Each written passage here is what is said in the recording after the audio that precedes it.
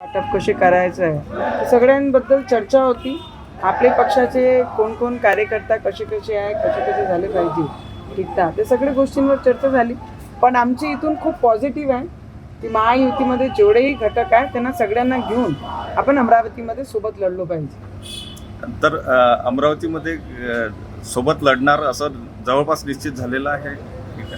हां, जिथपर्यंत आमचे पक्षाचे आदेश आहे की कॉन्व्हर्सेशन चालू आहे आणि रवीजींसोबत तो ऑलमोस्ट झालेलंच आहे कॉन्व्हर्सेशन. आज उद्यापर्यंत फायनल होईल आणि रवीजींचंच पक्ष आपल्यासोबत राहील. अजूनही आम्ही प्रयत्न करत आहे की जेवढेही बाकीचे घटक पक्ष आहेत तेही सोबत राहिले पाहिजे. ठाकरे बंधूंकडून ज्या राष्ट्रवादीला मुंबईत केवळ ठाकरे बंधूंकडून राष्ट्रवादीला मुंबईत केवळ 16 जागेच्या प्रस्तावाची माहिती जी आहे ते आलेली आहे समोर आणि जयंत पाटील आणि उद्धव ठाकरे यांच्या बैठकीच्या फॉर्म्युलावर चर्चा होणार आहे. कसं बघताय कडे आपण? मला असं वाटतं राष्ट्रवादीनी शिवसेनेसोबत जाऊच नाही. कारण उद्धव ठाकरेजी ज्या पद्धतीने इलेक्शन लढत आहे, आमच्या जिल्ह्यामध्ये नगर परिषदमध्ये एक नगर अध्यक्षाची सीट होती अंजनगावची, 450 मतं होते नगर अध्यक्षाची पदाला.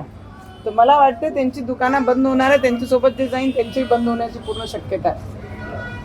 मॅडम, उद्धव ठाकरे म्हणाले की इतके वर्ष आपण लढाई लढत आलो, मुंबईत कोणी हिसकावू शकले नाही. युती आघाडी होते, ज्याला कोणी ओळखलं नव्हतं त्या भाजपला खेडोपाडी नेलं.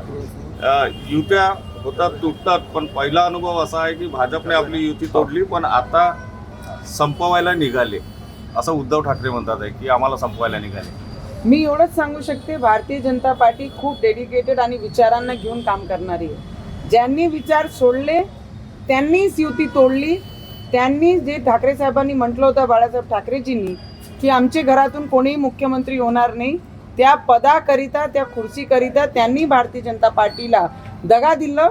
देवेंद्र फडणवीसजींच्या पाठीशी खंजर खुपोसली आणि आज ते उलटा बोलते. एक तर चोरी ऊपर से सीना चोरी उद्धव ठाकरेजी तसं करत आहे. तर हे जे ब्लेम भारतीय जनता पार्टीवर करत आहे, हे सगळी पूर्ण महाराष्ट्राने पूर्ण देशाने तो चित्र पाहिलेला आहे की उद्धव ठाकरेजींनी देवेंद्र फडणवीसजींचे पाठीत खंजर खुपोसली आहे. तर त्याच्यामध्ये कोणीच आता स्पष्टीकरण देऊ नये की तुम्हाला संपवायला निघाले, तुम्ही स्वतः संपवत आहे. कारण की जे विचारांवर तुम्ही उभे नाही राहत आहे, ते विचारांसाठी भारतीय जनता पार्टी काम करत आहे. आणि आदरणीय बाळासाहेब ठाकरेजींनी जे आशीर्वाद दिला, त्या आशीर्वादाला घेऊन पुढे चालण्याचं काम देवेंद्र फडणवीसजी करत आहे. गौतम अदानी आज बारामतीच्या दौऱ्यावर आहेत आणि रोहित पवार जे आहेत ते अजित पवारांचे सारथी बनले आहेत. कसं बघताय याकडे?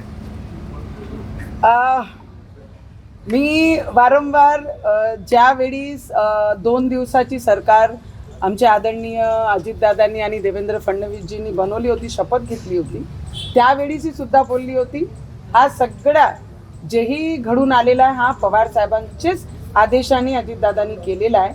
आणि शेवटी परिवार आहे आणि मतभेद झाले मधात, पण जे सगळं काही झालं अजितदादांनी केलं, भारतीय जनता पार्टीसोबत आले, मग इलेक्शन लढली, शपथ घेतली, उभे राहिले, हा सगळं चित्र पवार साहेबांनीच निर्माण केलं आहे. आणि आज काही नवल वाटण्याचं आम्हाला तरी काही कारण नाही आहे. ते सोबत आले तर हे पवार साहेबांचीच इच्छा होती की त्यांनी BJP सोबत गेले पाहिजे आणि आज ते परत अजितदादा सोबत येतात, तर याच्यामध्ये काही आश्चर्य वाटत नाही. शरद पवार भविष्यात येथील इंडियामध्ये